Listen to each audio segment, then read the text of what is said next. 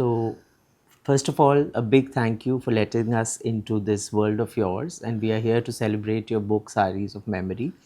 It is a beautiful book. I read it in one go and I loved every bit of it. And then, of course, it's a book that you can keep going back to because there are these gorgeous images and there are these small anecdotal references and context that you keep wanting to revisit. So, in fact, my first question I would like to ask on this that while you call it a magnificent obsession of yours, and truly so, you have chosen to write it in a very anecdotal fashion, in a very sort of Gen Z fashion, in a very sort of quirky and very small, in very intensive and very engaging anecdotal fashion. So, was this something which was a conscious decision, or is that how the memories came to you and that's how they got sort of translated in the book? Thank you very much, Manish, for having me on this show. Um, to answer your question, it's really quite interesting that I am basically a storyteller. I like to even sit with my friends and, go back into the past, pick up anecdotes, illustrate what is happening today with something from the past. And I enjoy that. I enjoy being with people and communicating that way. And I think when I was writing, I realized at that point that I'll become very stilted if I'm conscious that now I'm writing about saris and I'm linking it to my life with the Pupul Jaikars and the Kamala Devi Right. Chattopadhyayas and all of that. I said, it'll be as though I am name dropping at one level, because in my time it wasn't name dropping, Yeah, but it's today it's name dropping. And so I said, you know what? I'm going to tell this story, starting with my first sari and who gave it to me and how linkages continued right through one's life, and right. just bring in all these other elements into that larger anecdotal narrative.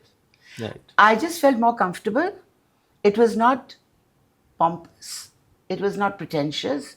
It wasn't, look at me, I am the scholar who's telling you something. It was just an ordinary person who loves her saris, loves her country, Right. and was in a fortunate position to engage with the beginnings of the revival of handlooms in India.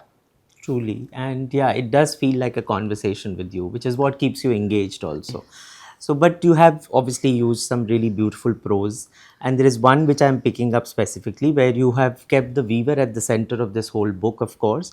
And you mentioned that encased within a never say die sense of silent self preservation.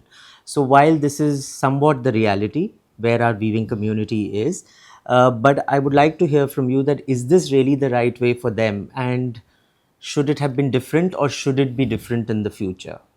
That's very interesting because, and now I'm 76. So I'm looking back on that period. And I'm thinking that, if India could have set up a very efficient at one level, I mean, we're a complex country, but despite that, if you could have set up an administration network from the BDO right to the top, alongside, had we set up a marketing line of Right. command, you would have given all the artisans of India access to the mandi, to the True. market. And it could have come up that line with the Right. administrative parallel line. Right. And we didn't do that. Nehru, with the best intention in the world, lifted the artisan and plonked that person into an alien environment. True. That environment then starts dictating to him indirectly, or her. So instead of leading the market with their creativity, their design sensibility, their color palette, they are now looking at this new alien place and saying, Arey, I wonder if those people would like the pink or the sindoor. Right. And that then changes the whole palette. It changes the motive. It makes you conscious. And you're not doing it unconsciously, being led by your spiritual, your secular, your whatever being. Right. And the greatness of Indian artisanship is that every artisan is a designer in their own right. What they do is in their head. It is their IT. It is their traditional information technology. And I realized that this IT and information technology in the computer and software, our software is in our head. We pass it down Exactly. generation to generation. And so And much the hardware precision. is the pit loom or the Yeah. jacquard loom or whatever. Right. True. So we can't lose that. For me, IT of India is weaving. After all, the jacquard loom was the first computer. No, no, and I mean their inherent aesthetic still surprises me. Like when you look at old pieces, the way they combine colors and the way it comes No, naturally the to them. balance of shape and Right. form. It's amazing. Yeah. And the other thing, Manish, that's very interesting as I look into it, or just feel and sense it, is texture determines the motif. Right. Like a Bomkai sari cannot have some motif, of a little paisley floating around like you can do Right. with a kalamkari. Right. Because that you're using your hand and you're creating that There's a movement. free flow. Yeah. So these are geometrics, or it's a very circular flower with equal size petals around because of the texture of the fabric. It's a thicker fabric. Correct. Yeah. So, all this is not written in some text. Scientific. It is coming to them and then it's passed down, and every generation adds a new motif, enlarges the fish motif, retracts it, puts three borders, then it doesn't work. So they cut out those repeat of three Yeah. borders, go back to the original. That's all part of the evolution of design. Then you have the designer who says, Arey, we must use now handloom. So they arrive and they say, Ab isko goal nahi karna, isko octagon kar do. Now that man is saying it's killing the balance of my loom, of the structuring of my loom. So you get a lot of bastardization, and then it eventually goes back. Right. The revival, what you are doing. You are going back and you're adding very carefully. I mean, you shared a picture with me of something you're working on now. That is how you need to add value of a generation to a traditional technique.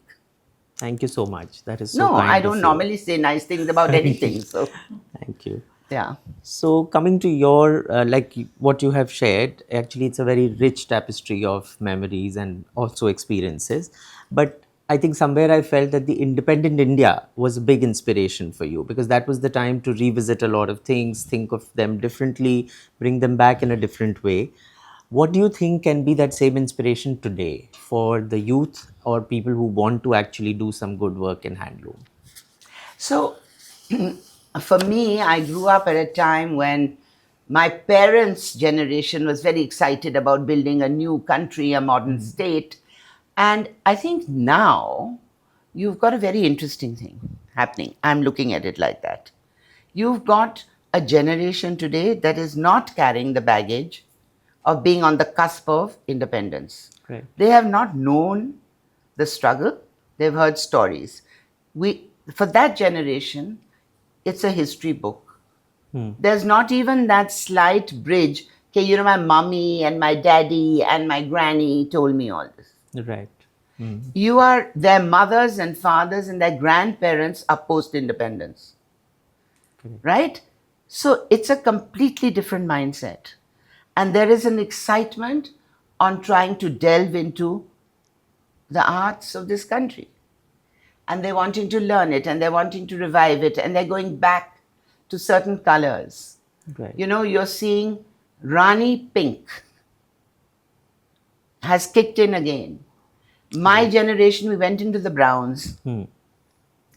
I think this is elegance, these colors. Now you've got contrast of pink and orange.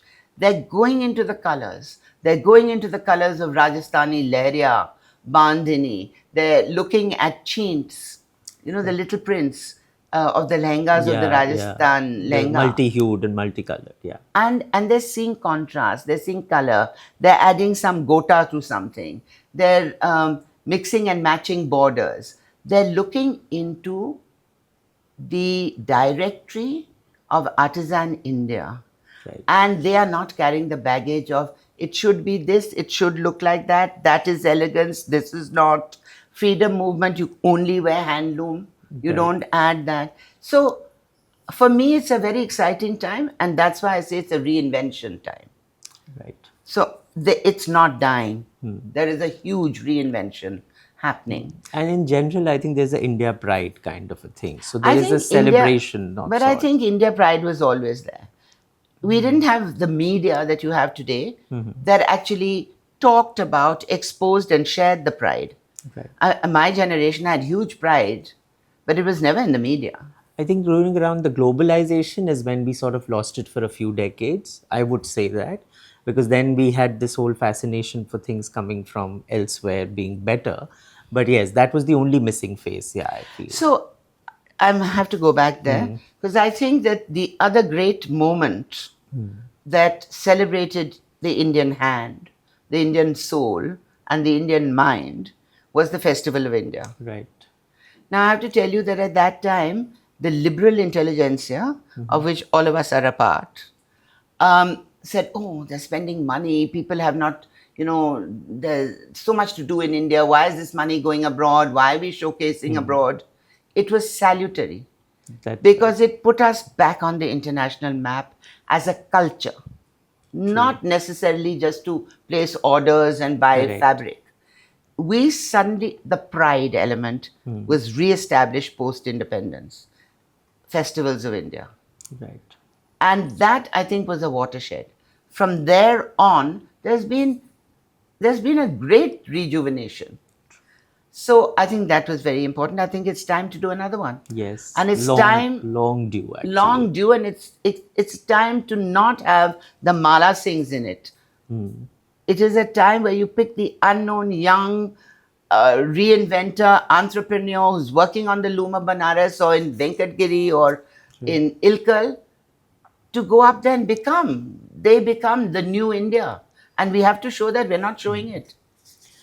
Right. But do you think this whole wave of what people are sort of imagining today or engaging with, is this going to remain a fad or is this here for consistency? Is there a consistency in this effort or will this get sifted over a period of time? So for me, my gut feeling is that there is no fad here.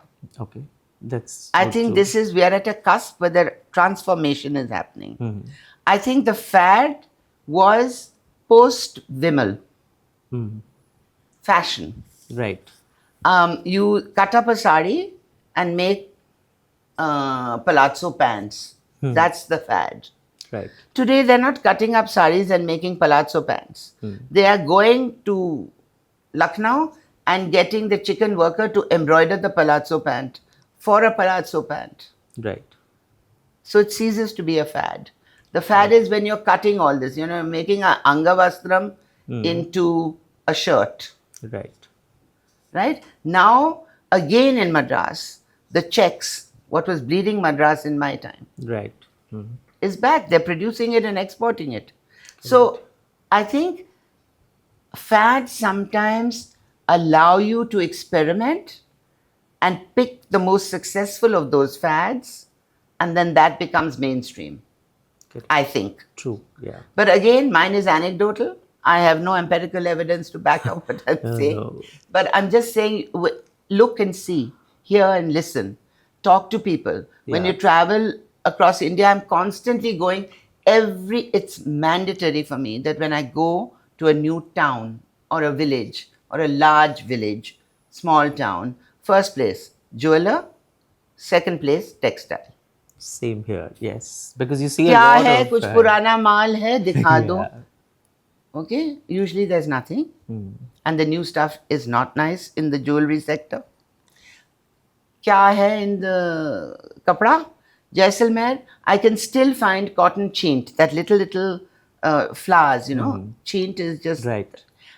from which the chintz came. But you can still find it there. You can't find it in Jaipur. Right. Yeah. Because smaller there the suddenly places, they're saying yeah. now अब export market tourist आ रहा है तो velvet लेके उसको embroider कर लो jacket बना दो सब खरीद के. So that you have to do also because that's the sustenance. But then you have all these young people who are saying, okay, we're going to take it to another level. That becomes the patronage craft, and then you have the bazaar craft, which is fine. If both run parallel, we are okay. Right. If the patronage dies and only this runs, then we're finished. Yes. Then it becomes a fad. True. So I think that fad has turned into now pride, and I'm going to go back to my roots. That is happening without saying it like that. And hearing from you, if you view it that way, that's really encouraging. So, Yeah, I'm very, very positive about what's happening. so I'm just changing courses a bit, and your memories of your mother are very, very poignant, and you have some really beautiful memories associated with her sari preferences as well, and just the general emotion towards, again, what India and handloom meant to her.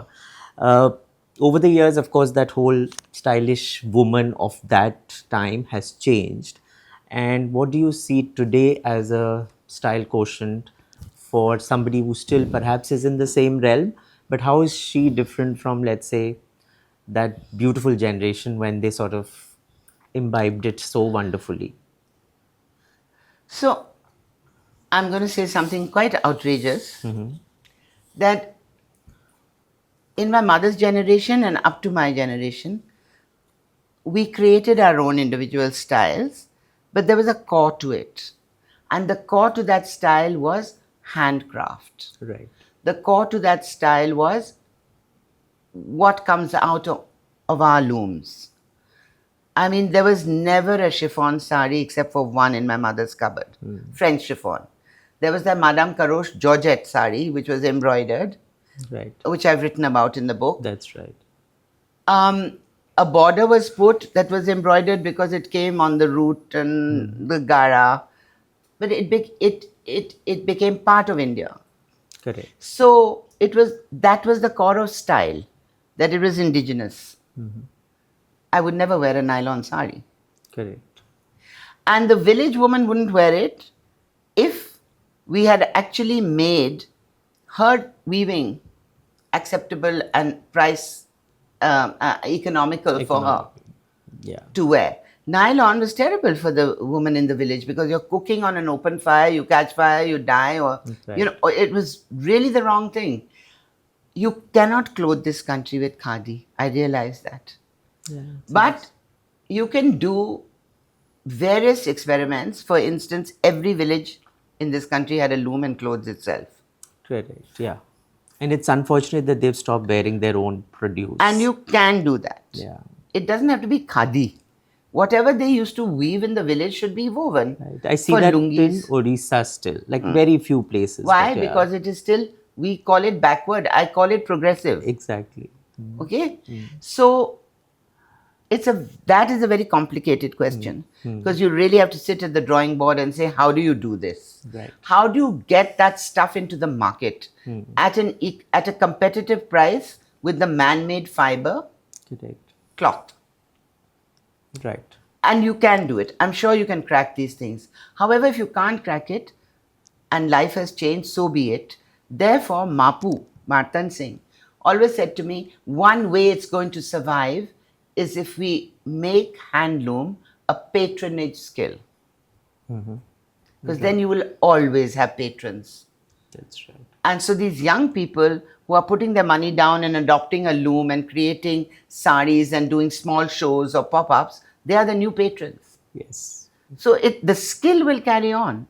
Now, how do you take that loom and that skill, like let's say Maheshwar, silk, cotton, you go down to coarse cotton even, if you do an 80s count sari or a 60s by 80s count sari, Right. you should be able to, for a middle class, I'm not talking rural India, middle class woman should be able to afford that sari. Correct. It would be competitive. 120 counts may not be. So you make that for those who can afford it and you do the other looms and put it in the market. Now, I don't know. Yeah. You're in the business. I'm not in the business. Now I'm retired and over and done with this. But I'm just saying that just common sense tells me that you could deal with some of those issues by just restructuring the economics of it. Yeah, no, actually, that is the beauty of handloom because you can still get a sari for 1,000 rupees and for 5 lakh rupees. That's right. Because each craft deserves its own price only because the amount of intricacy and effort it takes. Yeah. And if we can actually cover the spectrum, then we can actually be back in the 60s and the 70s when handloom was just everybody's fabric. It wasn't only for the privileged or it wasn't only for people who could afford it. Everybody used handloom. So that happened because Panditji and Kamla Devi ji and Pupul, they started the handloom houses Right. in every city, had a cottage industries and a handloom house. Right. So they became the patrons, That's right. right? Then you disband all that, Right. That's right. right? And you say private enterprise, yes, I agree with that. And today, that has won out because the private people are also doing what Handloom House set out to do then. Right. It'll slowly grow. You're doing it. Now, all you big business houses, these conglomerates have taken over a lot of these spaces. So now you're doing it. So you're going to make it competitive because you're looking at your balance sheet. You're not just dumping money like Handloom House or KVIC is the classic example. Right. Khadi Gramadyog. So it's now finding its space. Otherwise, why would Mr. Birla get into handlooms? Right. There's obviously a motivation. Correct. Why are the Ambanis in it? There's a motivation. And I celebrate that because they are the new patrons. And then below them, there are all these individual young patrons who may choose to add to them and their stores or be independent. Okay. I just want to use I'm again very a bad line. on all this economics things, I have to tell you. Now, I just want to use a line again because I think it again is something which inspires, like you rightly said, the corporate houses and all of us who are coming back. So from memory to reality and then back to memory again keeps the music of the loom alive.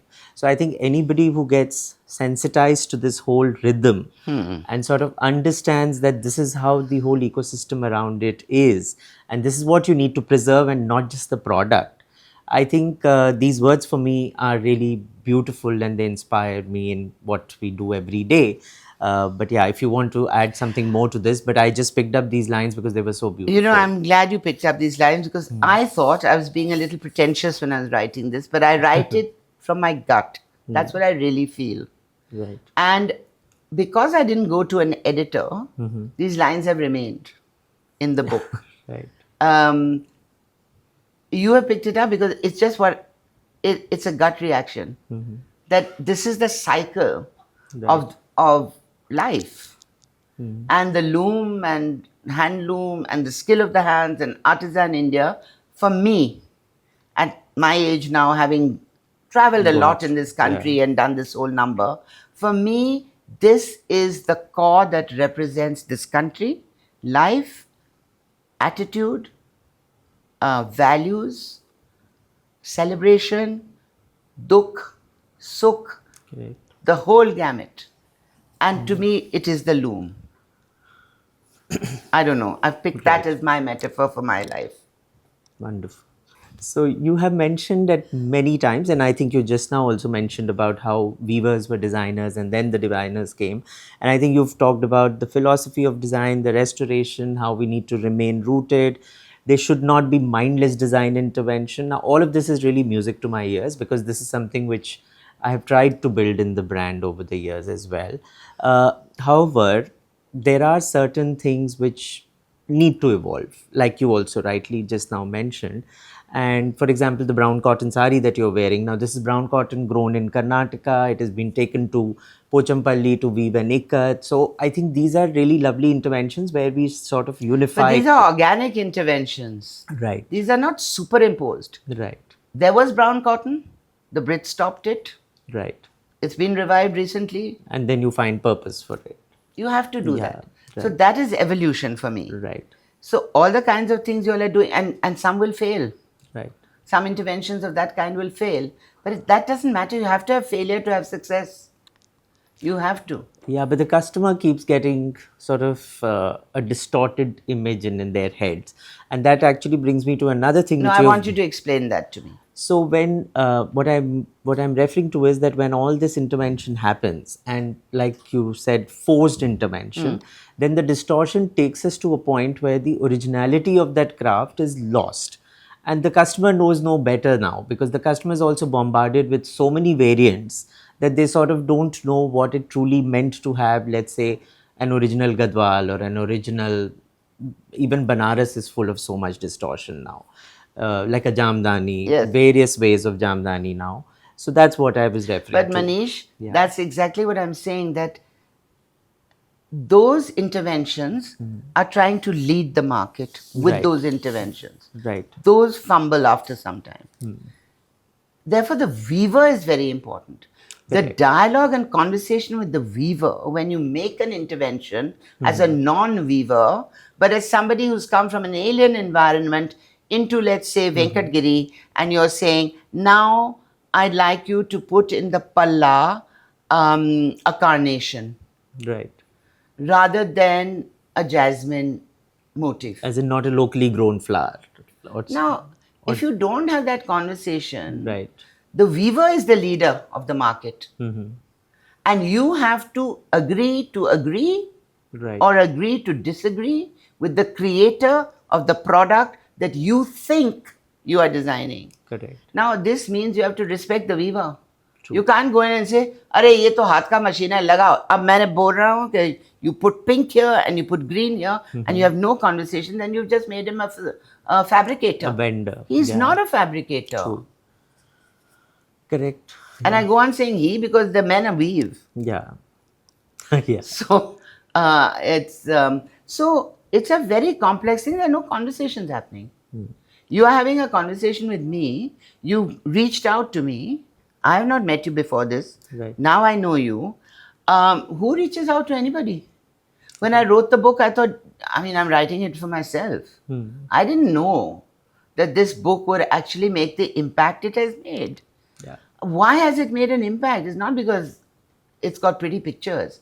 It's because it is anecdotal, it is storytelling. And I am not speaking as an authority. I'm speaking as an individual. You have stories like this. Everyone we meet has stories like this. Ordinary people lead extraordinary lives that I want to know about. And extraordinary people who are in the news all the time have very ordinary lives as well. And I want to know those lives. right. So all of us have stories to tell.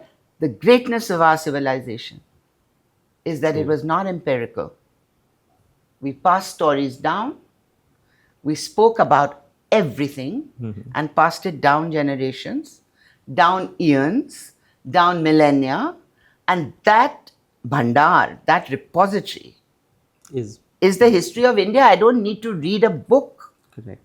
At one level, I'm saying it slightly metaphorically, that you don't need to. But you do need to document it. You need to document it. Because how else you would need people... to respect it. Yeah. You need to pass judgment on it. You need to add to it with your story. Right. Why is nobody adding? Why aren't you writing a memoir? Why are you waiting? Why don't you write your anecdotes? Are you keeping a diary? In schools in India, that storytelling, why isn't there a lesson every week in the school curricula in this country on storytelling, where every child tells a story? That's right. How are you going to communicate if you don't share? Correct. So, India always shared. The panchayat is what? Sharing information. Folk theatre is what? Correct. It's taking a myth and talking about today's reality, building it around the myth. And you take the bhand, or you take the bhavai, or you take any folk form. Correct. Why are we losing all this? Ours was storytelling. Storytelling, you embrace your neighbor, you embrace communities. You do not polarize society. You learn to respect each other and stay separate if you want to, but you're together. Right. Diversity is unity. Correct. All right? Sounds like a contradiction. All that comes in the textile. Look at your textile, any textile. It's got all those elements in it. It's got the story, it's got time, it's got place. Color will tell you, in Rajasthan, a certain color and combination will tell you whether the person... Community and... Which community, whether the woman has had a male son as the first child or a daughter.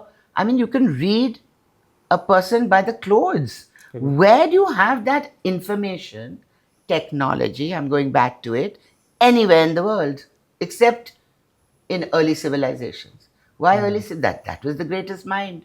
True. So we in India, because it still lives in rural India, this new generation that is not carrying the baggage of partition and all of that, that generation who sees 1947 as 1947, Right. so many years ago, 80 years ago, Correct. That generation is now beginning to understand a cycle, I think. So you've I'm talking too also much, I know. no. You've also touched upon literally, like as you've written this book, you've actually traced the history of handloom in India, because you've touched upon various aspects, whether it is social, whether it's economic, political, and I think you've sort of captured it either through your travels as well, or the references that you've used, or the documentary filmmaking that you have also put parts of it in it. But amongst all of this, was there any part where you felt completely frustrated with what was going around you and you wish that it had been? You did mention one of the things already in our conversation, but was there any policy or anything that really frustrated you at any point in time, which if we had caught at the right time, we would have been in different times today? So I think when they were restructuring the economy in the 90s, Manmohan Singh, Narasimha Rao's government, Right, and right. Manmohan Singh was finance minister. There was a huge World Bank intervention so that we could Correct. get the loan, and there were certain criteria. Handloom, artisan sector doesn't fit in that. Correct. And I think that was a mistake.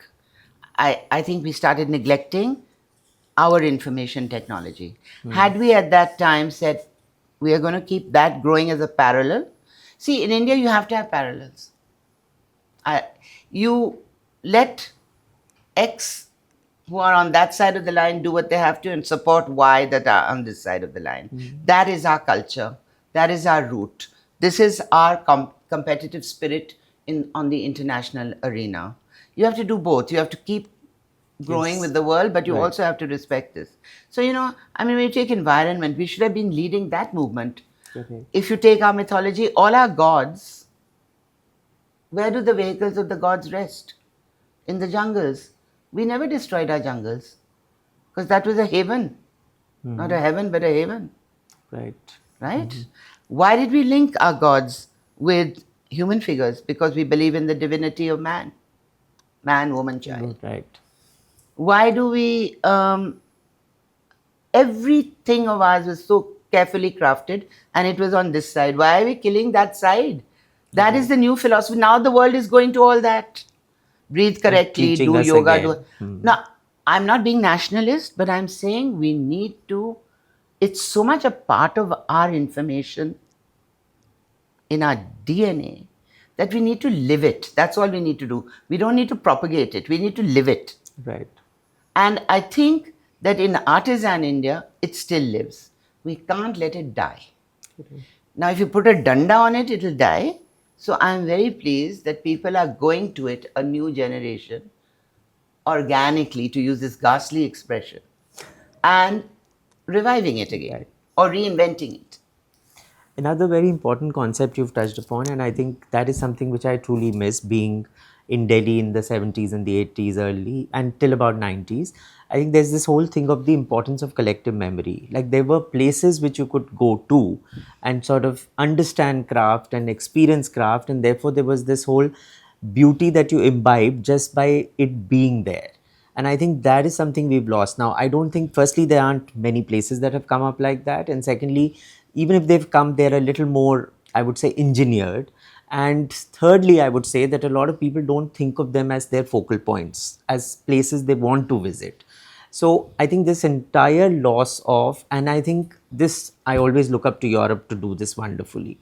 I think this is where, and when you mentioned that how the government should have also looked at a marketing wing, is something where their energies should have been rather than actually being on the other That's side. right. Because if that had happened in the last 60 years, we would have really created But that's now past. Now we can't think right. of that. So, Wo to gaya. and therefore, in the future, what are your thoughts on this? So I think in the future we should just let this new generation actually structure it the way they choose. Right. Because my baggage is not linked with the thinking of the next of this generation, not the next, this. So there are many generations in between. And there's a new world. And they will find a way. That is, but engagement is critical. So, as you say, engineered. So, at the moment, it's all think tanks. Everybody's opening a think tank. What have they thought? And where is the impact of those think tanks? outcome, yeah. I mean, today you've got Trump putting tariffs on us.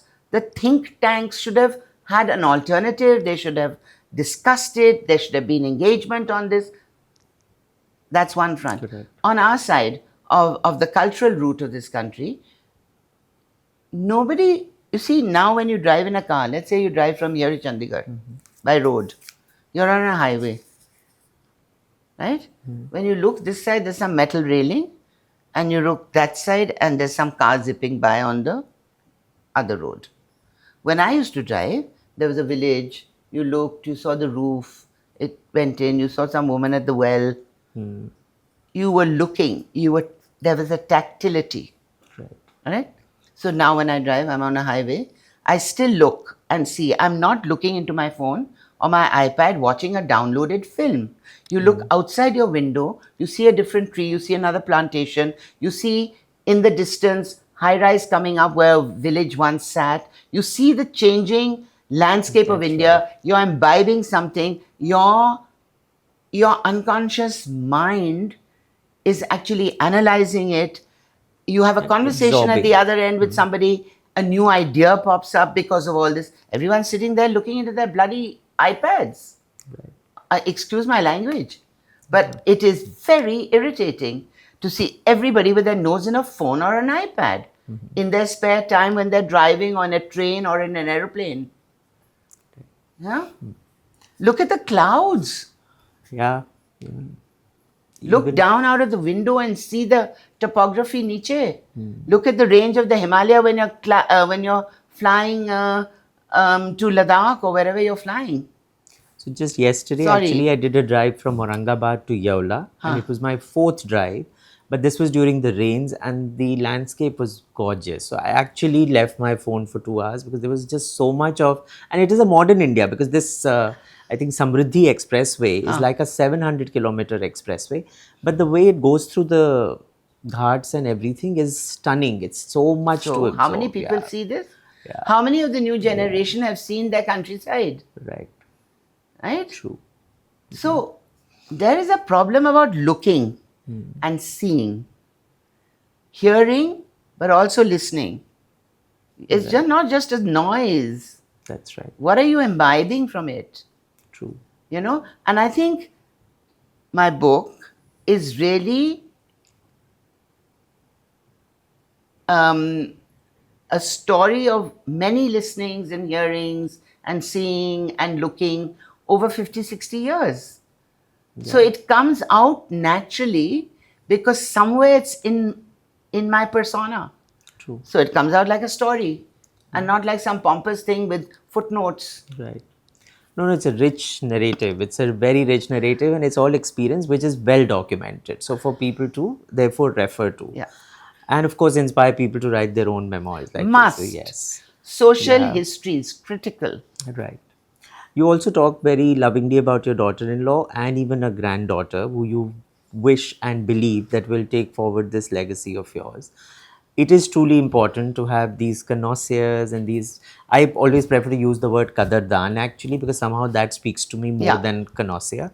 But I think, this is where I think I see the future of handloom. So if we do not have people who have either learnt it from their family or generations or somebody who's inspired themselves to go and delve more into it, it is difficult to let this area sort of survive. And this hope of yours, anything that you would like to add to? So it's interesting. I wear a saree most of the time. And I'm not the conservative grandmother. So I'm quite capable of lifting my saree, tucking it in, dancing with them, fooling around with them. Indirectly, they've understood that the visage is not some old, my grandmother wears saris. My grandmother wears saris, but she runs, walks, she'll wade through something, she'll cover her head with it and come in the jeep to see on safari, all of that. So it doesn't become some strange garment that is worn by another generation. Right. So that is in her. The normalization. From the age of 0 to 5, everything that you imbibe at that time. All right? And color. She's also an artist. She paints. She's doing very well. And that's going to be her thing, She's going to paint. Correct. How does that come? It comes from a mother who trained as a painter, did fine arts, a master's in fine arts, then runs a business. So she sees that.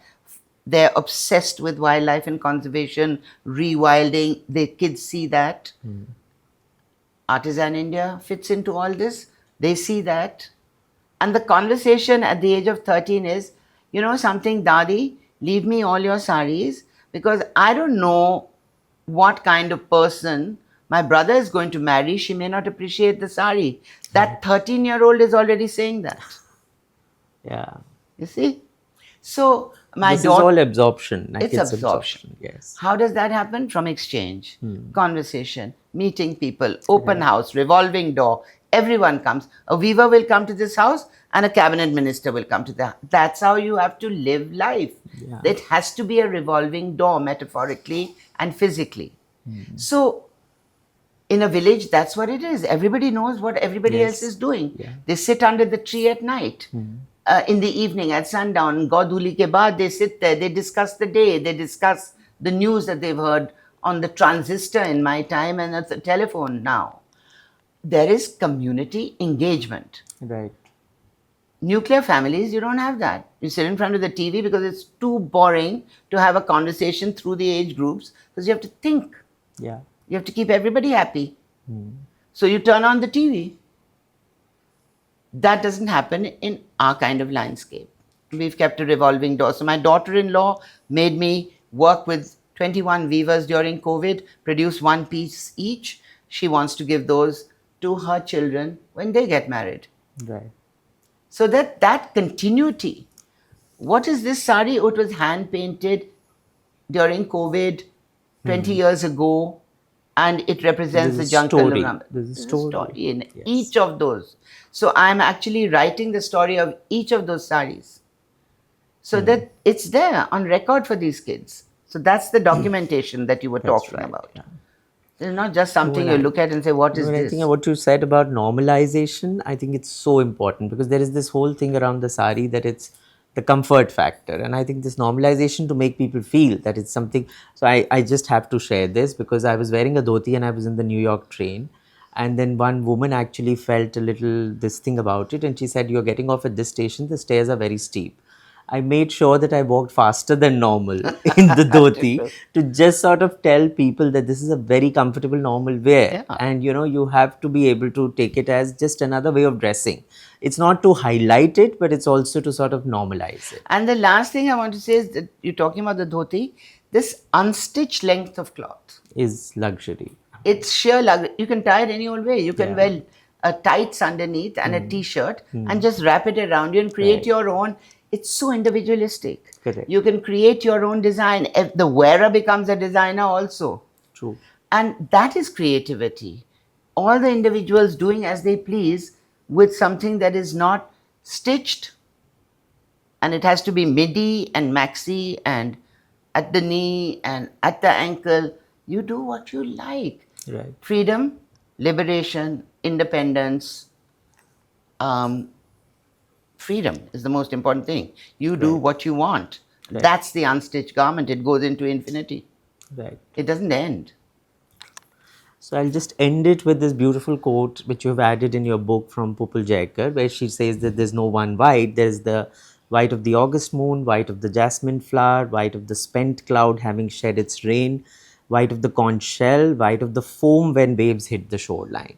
Now, all these are beautiful imagery, and then to that you've added the white of the eggshell. But the reference to this is that you've actually ended the book with these beautiful black and white images.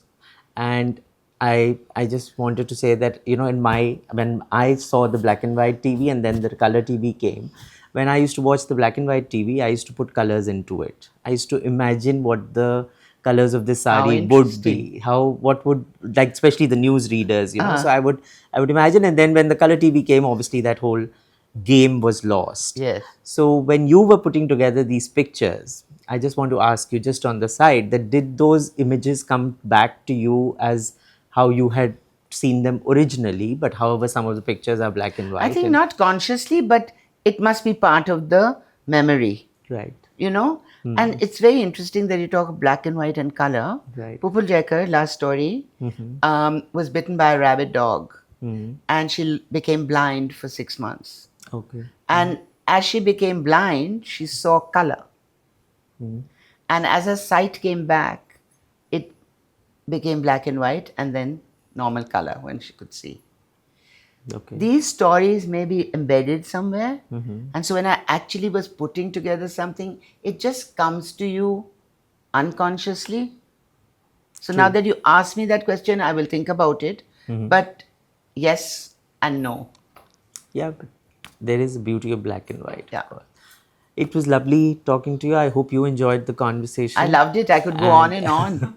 And Another yes, book. I think, yeah, no, and everybody should read that book only because, like, it's just so engaging and it's so beautifully written that Thank you it's, so much. I think I was just lucky with this one. I just hope the and looking others. forward to your next and the next. Thank you. Yeah. Thank you, Manish. Thank